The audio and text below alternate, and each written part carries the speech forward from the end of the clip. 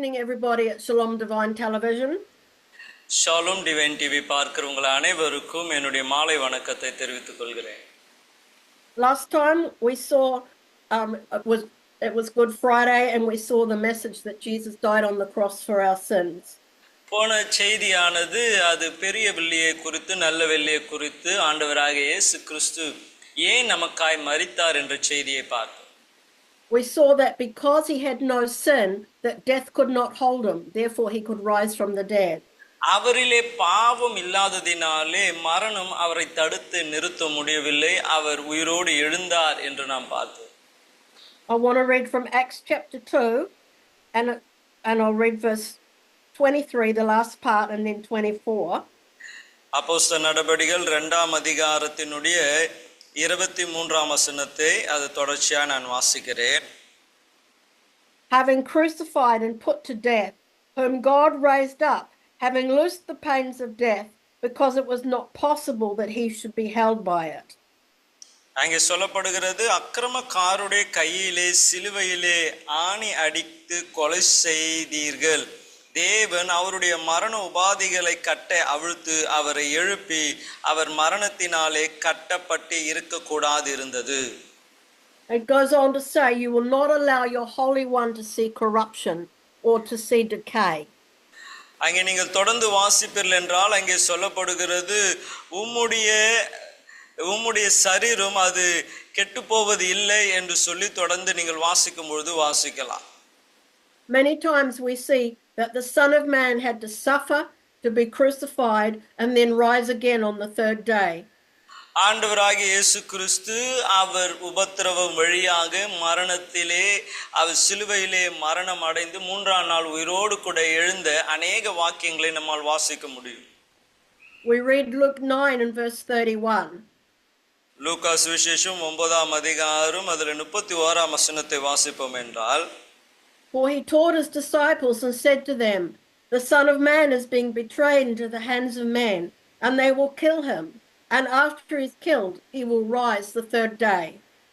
அங்கே நாம் பார்க்கிறோம், சீஷர்களிடத்திலே அவர் சொல்லுகிறார், மேலும் மனுஷகுமாரன் பல பாடுகள் படவும் மூப்பராலும் பிரதான ஆசாரினாலும் வேதபாரனாலும் ஆகாதவர் என்று தள்ளப்பட்டு கொல்லப்படவும் 3ஆம் நாளிலே உயிர்த்தெழுந்திருக்கவும் வேண்டும் என்று சொன்னார். Jesus said to Mary, the sister of Lazarus, I am the resurrection and the life. லாசருனுடைய சகோதரனிடத்தில் இயேசு சொன்னார், நானே உயிர்த்தெழுதலும் ஜீவனுமாய் இருக்கிறேன்.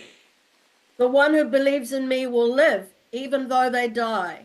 அவர் தொடர்ந்து சொல்லுகிறார், என்னை விசுவாசிக்கிறவன் மரித்தாலும் பிழைத்திருப்பான். And whoever lives and believes in me shall never die. Do you believe this? அவர் சொல்லுகிறார் தொடர்ச்சியாக, என்னை விசுவாசிக்கிறவன் அவன் மரியாமலும் இருப்பான், நீ அதை விசுவாசிக்கிறாயா என்று கேட்டார். We know that Jesus raised Lazarus from the dead, but that he would also die again at the right time. நாம் பார்க்கிறோம், லாசருவை உயிரோடு எழுப்பினார், ஆனால் அவன் மறுபடியும் சாகதான் வேண்டியதா இருந்தது. He also raised the widow of Nain's son and Jairus' daughter from the dead. ஜைரஸினுடைய மகள் மரணத்திலிருந்து அவளை உயிரோடு எழுப்பினார். அதே வேளையிலே விதவை தாயினுடைய மகனையும் உயிரோடு எழுப்பினார். When Jesus says, I am the resurrection and the life, he's talking about the time when he returns. அவர் நானே உயிர்த்தெழுதலும் ஜீவனும் என்று சொல்லும் பொழுது அவருடைய மறு வருகையை குறித்து, அப்பொழுது நடக்க போகிற சம்பவங்களை குறித்து அவர் சொல்லுகிறார். We know the dead in Christ rise first, and then we who are alive will be caught up with him in the air. மரித்தவர்கள் முதலாவது எழுந்திருப்பார்கள், பின்பு உயிரோடு இருக்கிற நாமும் மறுரூபமாக்கப்பட்டு ஆகாயத்திலே அவரை சந்திப்போம். I'm going to read from 1 Thessalonians 4:13 to 18.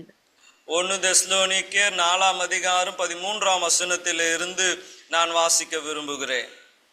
I don't want you to be unknowing, brethren, concerning those who've fallen asleep, lest you sorrow as others who have no hope. அவர் சொல்லுகிற, அன்றியும் சகோதரர்களே, நித்திரை அடைந்தவர்கள் நிமித்தம் நீங்கள் நம்பிக்கையற்றவர்களான மற்றவர்களைப் போல துக்கித்து அறிவில்லாதவர்களாய் இருக்க எனக்கு மனதில்லை. When it's talking about falling asleep, it means those that have died. அங்கே அவர் சொல்லுகிறார், நித்திரை என்று சொல்லும்போது இறந்து போனவர்களை குறித்து அவர் பேசுகிறார். Verse 14, for if we believe that Jesus died and rose again, even so God will bring with him those who sleep in Jesus.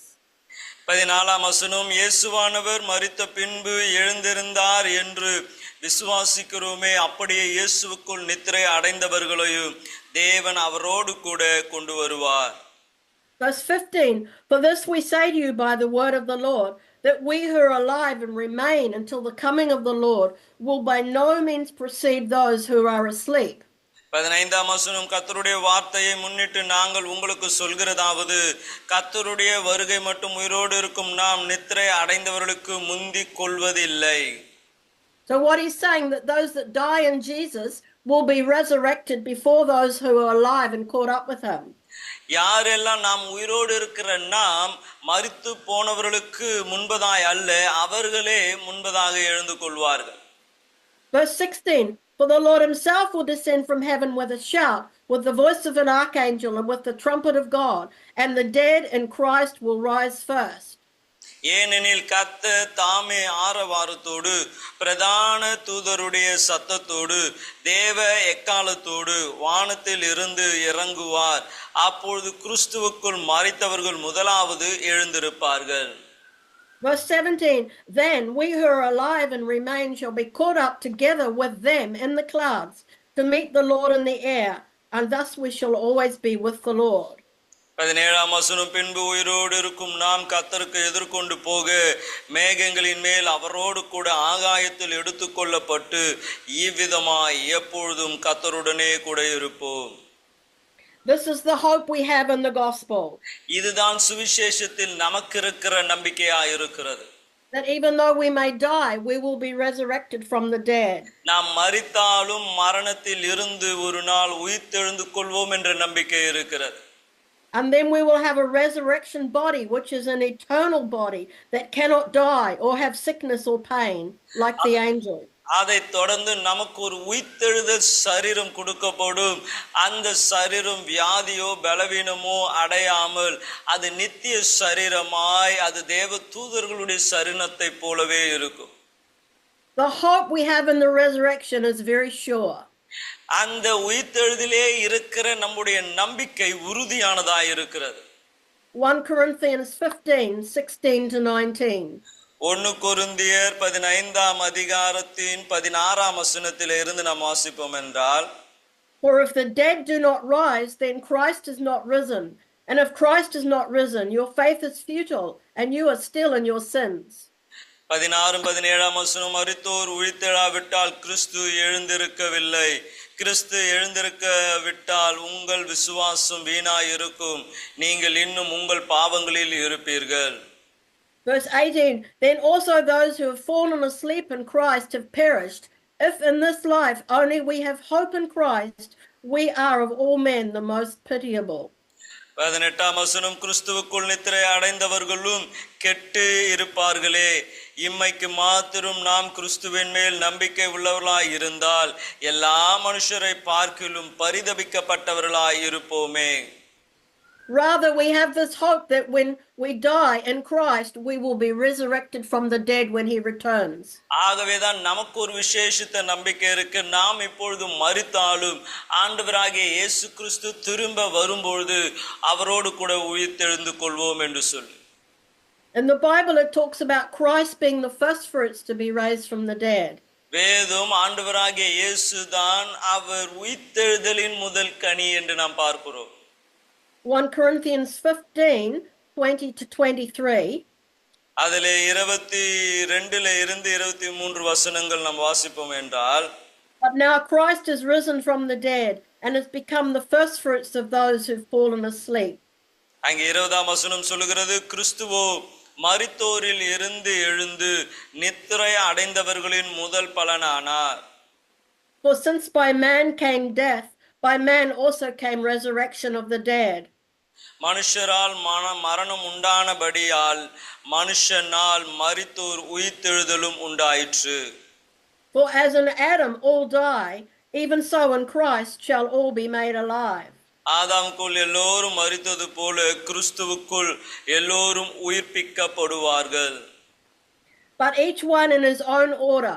Christ the first fruits, afterwards those who are Christ at his coming. 23 அவன் தன் வரிசையிலே உயிர்ப்பிக்கப்படுவான். முதலானவர் கிறிஸ்து, பின்பு அவர் வருகையிலே அவர் உடையவர்கள் உயிர்ப்பிக்கப்படுவார்கள். So it's very clear the resurrection will come after Christ returns. அங்கே மிகவும் தெளிவாய் சொல்லப்படுகிறது இயேசுவின் வருகையிலே இந்த உயிர்த்தெழுதல் நடைபெறும் என்று சொல்லி. In the book of Matthew 27, it tells us that when Jesus died on the cross, that there was a great earthquake and the graves were opened. மத்தேயு சுவிசேஷத்திலே நம்ம வாசிக்கும் பொழுது ஆண்டவராகிய இயேசு அவர் மரித்த பொழுது கல்லறைகள் திறந்தது, நித்திரை அடைந்திருந்த அநேக பரிசுத்தவான்களுடைய சரீரம் எழுந்திருந்தது என்று வாசிக்கிறோம். After the resurrection, many of the saints also rose and went into Jerusalem where they were seen. அவர்கள் உயிர்த்தெழுந்த பின்பு இவர்கள் கல்லறை விட்டு புறப்பட்டு பரிசுத்த நகரத்தில் பிரவேசித்து அநேகருக்கு காணப்பட்டார்கள். Let's read Matthew 27, 50 to 53. மத்தேயு சுவிசேஷம் 27ஆம் அதிகாரம் 50 இருந்து 53ஆம் வசனம் வரைக்கும். And Jesus cried out again with a loud voice and yielded up his spirit. Then behold, the veil of the temple was torn in two from top to bottom, and the earth quaked, and the rocks were split, and the graves were opened, and many bodies of the saints who had fallen asleep were raised.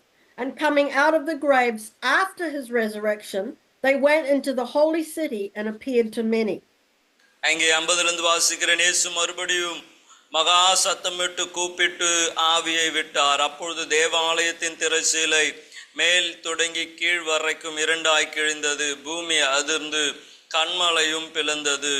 கல்லறைகளும் திறந்து நித்திரை அடைந்திருந்த அநேக பரிசுத்தவான்களுடைய சரீரங்கள் எழுந்திருந்தது. அவர் உயிர்த்தெழுந்த பின்பு இவர்கள் கல்லறையை விட்டு புறப்பட்டு பரிசுத்த நகரத்திலே பிரவேசித்து அநேகருக்கு காணப்பட்டார்கள். So here we have a series of events after Jesus dies. இயேசு மரித்த பின்பு இங்கே அநேக விதமான அடையாளங்கள் நடக்கிறதை நம்மாலே பார்க்க முடியும். First, the temple curtain is torn from top to bottom.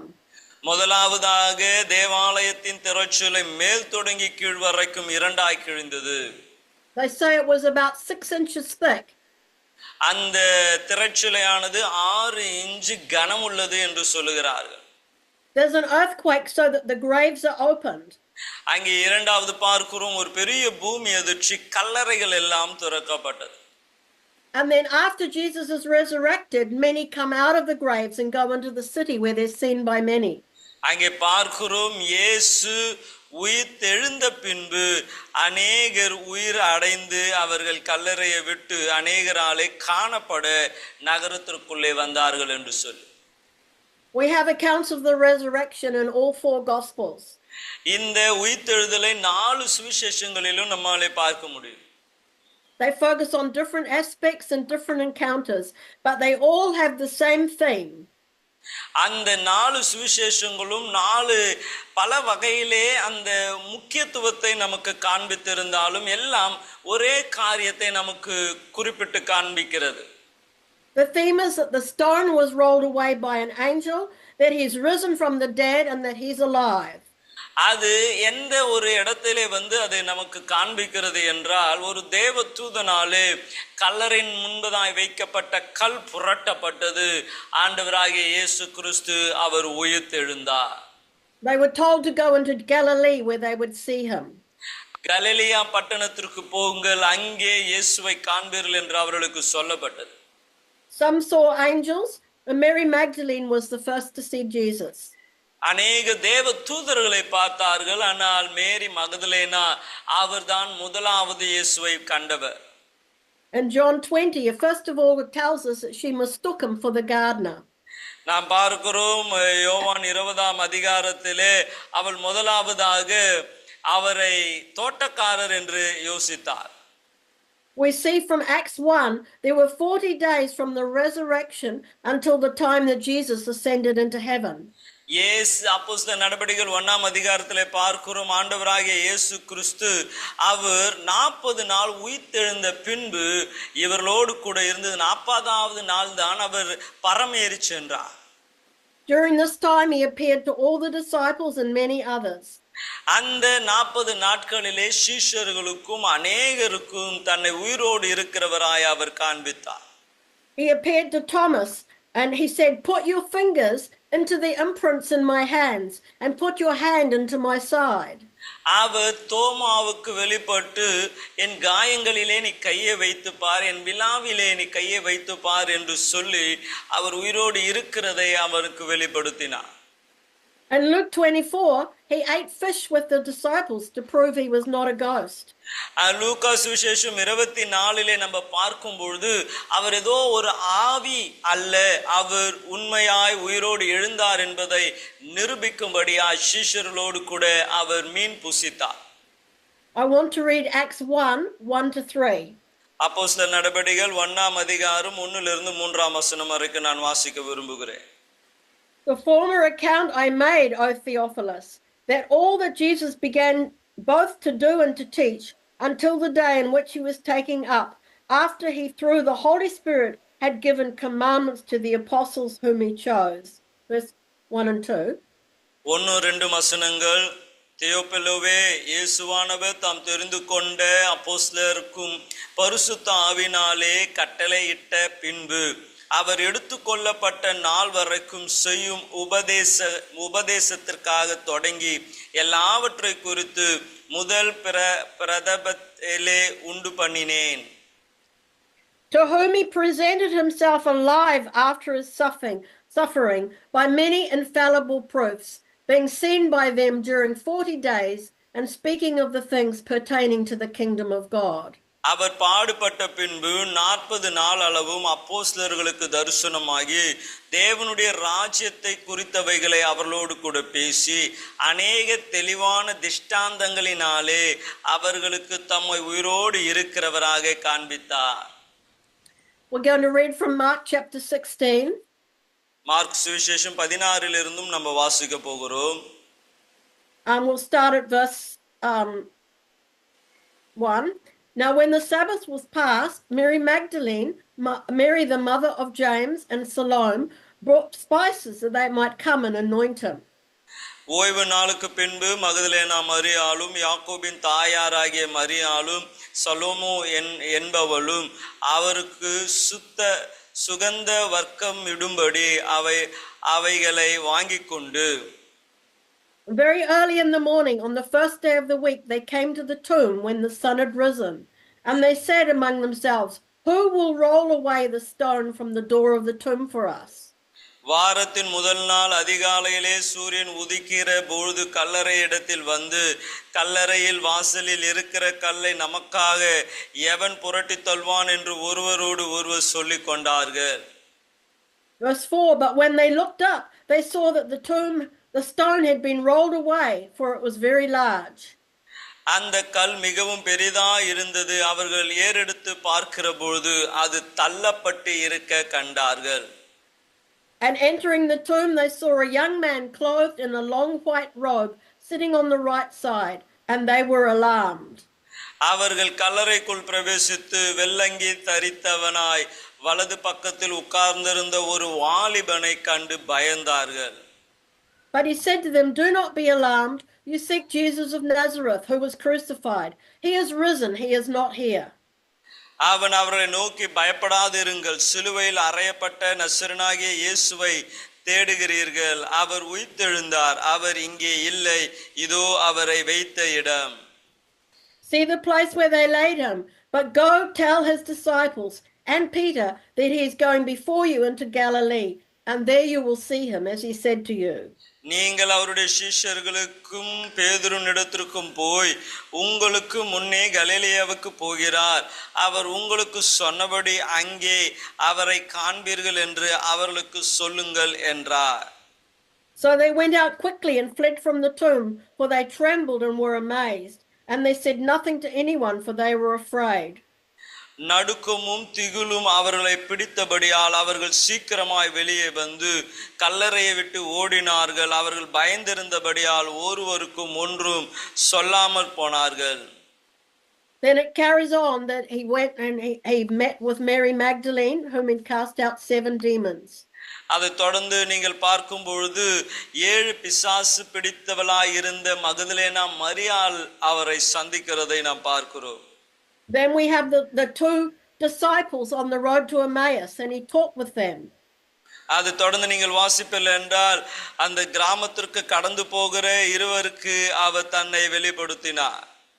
He explained all the scriptures to them and their hearts burned. அவர் தேவ வார்த்தைகள் எல்லாம் அவர்களுக்கு வெளிப்படுத்தின பொழுது அவருடைய இருதயம் பற்றி எரிய ஆரம்பித்தது. It says they recognized him in the breaking of bread. அப்பம் பிக்கும் பொழுது இவர் யார் என்று அவர்கள் அறிந்து கொண்டார்கள்.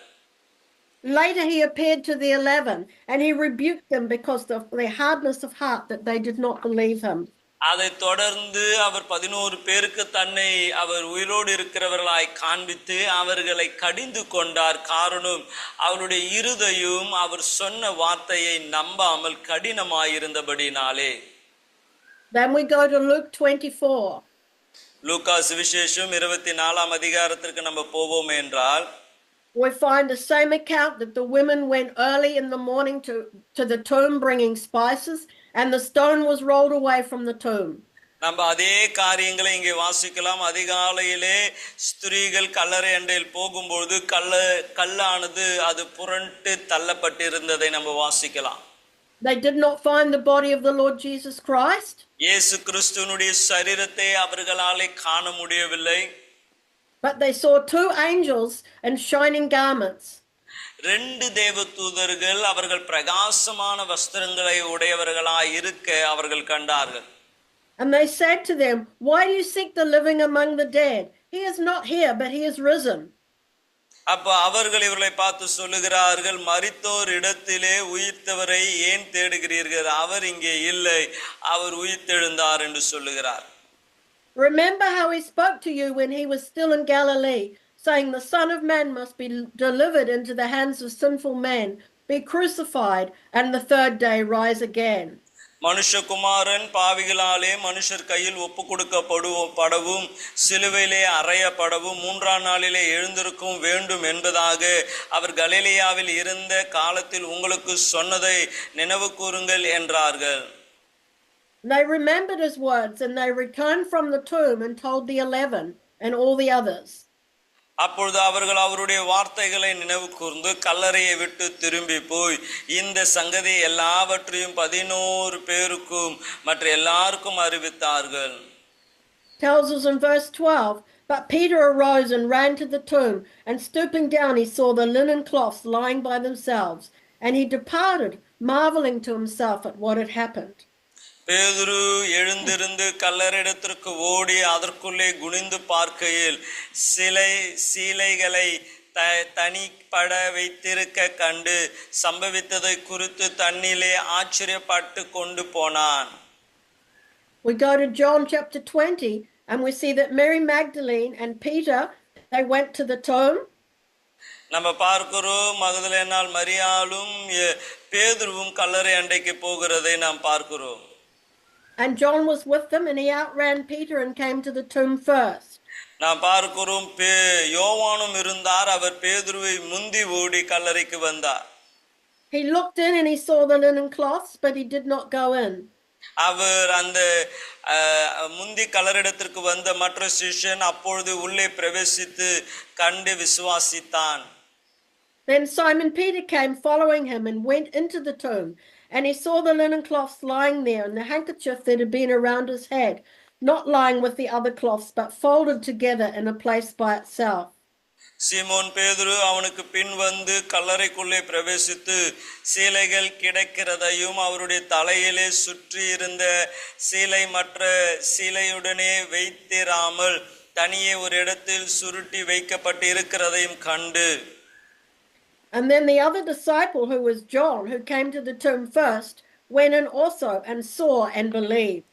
முந்தி கல்லறிடத்திற்கு வந்த அதாவது யோவான் அப்போஸ்தலனாகிய யோவான் வந்து மற்ற சிஷ்யன் அப்போ உள்ளே பிரவேசித்து கண்டு விசுவாசித்தான் என்று வாசிக்கிறோம். They had not understood the scripture that he must rise from the dead. அவர் உயிரோடு கூட எழுந்து கொள்ள வேண்டும் என்ற அந்த வேத வாக்கியங்களை அவர்கள் இன்னும் அறியாது இருந்தார்கள். See, there were many people that saw him having risen from the dead. அநேகர் ஆண்டவராகிய இயேசு கிறிஸ்து உயிரோடு எழுந்ததை அவர்கள் விசுவாசித்தார்கள், கண்டார்கள். From verse 11 we see that Mary stood outside the tomb weeping, and as she wept she stooped down and looked into the tomb. 11ஆம் வசனம், மரியாள் கல்லறை அருகே வெளியே நின்று அழுது கொண்டிருந்தாள். அப்படியே அழுது கொண்டு இருக்கையில் அவர் குனிந்து கல்லறைக்குள் பார்த்தார். And she saw two angels in white sitting, one at the head and the other at the feet, where the body of Jesus had lain. And they said to her, "Woman, why are you weeping?" இயேசுவின் சரீரம் வைக்கப்பட்டிருந்த இடத்திலே வெள்ளுடையை தரித்தவர்களாய் இரண்டு தூதர்கள் தலைமாட்டிலும் ஒருவன் கால்மாட்டிலும் ஒருவனுமாக உட்கார்ந்து இருக்கிறதை கண்டால் அவர்கள் அவளை நோக்கி, ஸ்திரீயே, ஏன் அழுகிறாய் என்றார்கள். When she said to them, "Because they've taken away my Lord, and I do not know where they have laid him." அதற்கு அவள், என் ஆண்டவரை எடுத்துக்கொண்டு போய்விட்டார்கள், அவரை வைத்த இடம் எனக்கு தெரியவில்லை என்றார். When she said this, she turned around and she saw Jesus there, but she did not know it was Jesus. இவைகளை சொல்லின பின்பு திரும்பி இயேசு நிற்கிறதை கண்டாள், ஆனால் அவரை இயேசு என்று அறியாதிருந்தார். Jesus said to her, "Woman, why are you weeping? Whom do you seek?" இயேசு அவளை பார்த்து, ஸ்திரீயே, ஏன் அழுகிறாய், யாரை தேடுகிறாய் என்றார். She thought he was the gardener, and she said to him, "Sir, if you've carried him away, tell me where you've laid him, and I will take him away." அவள் அவரை தோட்டக்காரன் என்று எண்ணி, ஐயா, நீர் அவரை எடுத்துக்கொண்டு போனதுண்டானால் அவரை வைத்த இடத்தை சொல்லும், நானும் போய் அவரை எடுத்துக்கொள்வேன் என்றார். Jesus said to her, "Mary." இயேசு அவளை நோக்கி, மரியாளே. And she turned to him and said, "Rabboni," which means teacher. அவள் திரும்பி பார்த்து ரெபோனி என்றாள், அப்படி என்றால் போதகர் என்று அர்த்தமா. Jesus says, "Don't cling to me because I've not yet ascended to the Father." இயேசு அவளை நோக்கி, என்னை தொடாதே, நான் இன்னும் என் பிதாவினிடத்திற்கு ஏறி போகவில்லை. So she came and told the disciples that she had seen the Lord. தான் கர்த்தரை கண்டதையும் அவர் தன்னோடு சொன்னவைகளையும் சீஷர்களுக்கு அறிவித்தாள். So she saw the Lord first. அவள் ஆண்டவராகிய இயேசு கிறிஸ்து உயிரோடு இருக்கிறவராய் முதல் கண்டவள். The Lord appeared to the two disciples on the way to Emmaus. அது மாத்திரமில்லாம வழியிலே கடந்து போன ரெண்டு சீஷர்களுக்கு தேவன் தன்னை வெளிப்படுத்தினார். He appeared to Peter. பேதுருக்கு தன்னை வெளிப்படுத்தினார். He appeared to the disciples first without Thomas. Thomas இல்லாத நேரத்திலே சீஷர்களுக்கு அவர் தன்னை உயிருள்ளவராய் காண்பித்தார். And then later on to the disciples with Thomas there. அடுத்தது தாமஸ் இருக்கும் பொழுது இயேசு வந்து தன்னை உயிருள்ளவராய் காண்பித்தார். We also know that he appeared to more than 500 people at once. ஒரே நேரத்திலே 500க்கும் மேற்பட்டவர்களுக்கு தன்னை உயிருள்ளவராய் அவர் காண்பித்தார். We'll go to 1 Corinthians 15 and we'll read from verse 3. 1 கொரிந்தியர் 15ஆம் அதிகாரம் அதிலே 3ஆம் வசனத்தை வாசிப்போம். We know that Christ died for our sins according to the scriptures, and that he was buried, and that he rose again on the third day according to the scriptures. நாம் அங்கே வாசிக்கும் பொழுது அங்கே விதமாய் சொல்லப்படுகிறது, நான் அடைந்தும் உங்களுக்கு பிரதானமாய் ஒப்புவித்தது என்னவென்றால், கிறிஸ்துவானவர் வேத வாக்கியத்தின்படி நமது பாவங்களுக்காய் மரித்து அடக்கம் பண்ணப்பட்டு வேத வாக்கியத்தின்படி 3ஆம் நாள் உயிர்த்தெழுந்து. And that he was seen by Cephas, that's Peter, then by the 12. கேபாவுக்கு பின்பு 12 தரிசனமானார். After that he was seen by over 500 brethren at once, of whom the greater part remain to the present, but some have fallen asleep. அதன் பின்பு அவர் 500 பேருக்கு அதிகமான சகோதரருக்கு ஒரே வேளையில் தரிசனமானார். அவர்களில் அநேகர் இந்நாள் வரைக்கும் இருக்கிறார்கள், சிலர் மாத்திரம் நித்திரை அடைந்திருக்கிறார்கள். After that, he was seen by James, then by all the apostles. பின்பு யாக்கோபுக்கும் பின்பு அப்போஸ்தலர் எல்லாருக்கும் தரிசனமானார். Then last of all, he was seen by me also as one born out of time. எல்லாருக்கும் பின்பு அகால பிறவியை போன்ற எனக்கும் தரிசனமானார். This, of course, is the Apostle Paul talking. இங்கே அப்போஸ்தலனாகிய பவுல் இவைகளை நமக்கு சொல்லுகிறார். We know that he encountered the Lord as he was going on the road. அவர் வழியிலே போகும்பொழுது ஆண்டவராகிய இயேசுவை சந்தித்தார். So here we have an account with many infallible proofs. இங்கே அநேக விதமான திஷ்டாந்தங்கள் நமக்கு உறுதியாக காண்பிக்கப்படுகிறது. We know the history books write about the resurrection as a fact. அது மாத்திரமல்லாமல் சரித்திர புஸ்தகத்திலும் இவருடைய உயிர்த்தெழுதல் அது சத்தியமாக எழுதப்பட்டு இருக்கிறது. All the apostles saw him. எல்லா அப்போஸ்தலர்களும் இயேசு உயிர்த்தெழுந்ததை பார்த்தார்கள். He proved that he was not a ghost because he ate food with them. அவர் ஒரு ஆவியாய் அல்லாமல் மனுஷனாய் அவர்களுக்கு வெளிப்படுத்தி அவர்களோடு ஆகாரம் புசித்தார். He said to Thomas, "Put your hand in the nail imprints in my hand." அவர் சொல்லுகிறார் தோமாவை பார்த்து, ஆணி அடிக்கப்பட்ட என் கரங்களிலே நீ கை வைத்து பார் என்று சொல்லுகிறார். And put your hand into my side. அது மாத்திரம் இல்லாமல் என் விலாவிலே நீ கரம் வைத்து பார் என்று சொல்லுகிறார். And so the fact of the resurrection is established. அப்ப நம்ம பார்க்கிறோம், அவர் உயிர்த்தெழுந்தார், அது நிஜமானதாய் உறுதிப்படுத்தப்பட்டது. This is the hope we have as Christians. ஆகவே கிறிஸ்தவர்களாகிய நமக்கு இருக்கிற நம்பிக்கை இதுதான். That Jesus Christ is the resurrection and the life. ஆண்டவராகிய இயேசு கிறிஸ்து அவரே உயிர்த்தெழுதலும் ஜீவனுமாய் இருக்கிறார். When he returns, the dead in Christ will rise. அவர் திரும்பி வரும்பொழுது மரித்தவர்கள் முதலாவது எழுந்திருப்பார்கள். And we who are alive will be caught up with him. உயிரோடு இருக்கிற நாம் அவரோடு கூட ஆகாயத்திலே அவரை சந்திப்போம். So even if we die, we know that we have the hope of the resurrection. ஆகவே நாம் மரித்தாலும் நமக்கு ஒரு நம்பிக்கை இருக்கு, நாம் மறுபடியும் உயிர்த்தெழுந்து கொள்வோம் என்று சொல்லி. And this is the hope every Christian has. இதுதான் எல்லா கிறிஸ்தவர்களுக்கும் உடைய ஒரு நம்பிக்கை. Of course, we sorrow when somebody dies. நம்ம ஒருவர் மரிக்கும் பொழுது நமக்கு துக்கம் வருகிறது, உண்மைதான். But we know it's not the end. ஆனா நமக்கு தெரியும் முடிவு அங்கே இல்லை. That when Jesus Christ returns, இயேசு கிறிஸ்து திரும்ப வரும்பொழுது those that have believed in him will rise from the dead. கிறிஸ்துவுக்குள் மரித்தவர்கள் முதலாவது எழுந்திருப்பார்கள். It is a sure hope. அது நிச்சயமான ஒரு நம்பிக்கை. I hope that you all have that hope within you. நான் நம்புகிறேன் இப்படிப்பட்ட ஒரு நம்பிக்கை உங்களுக்குள்ளும் இருக்கும் என்று. Let's pray. நாம் ஜெபிப்போம். Lord, I thank you for the resurrection.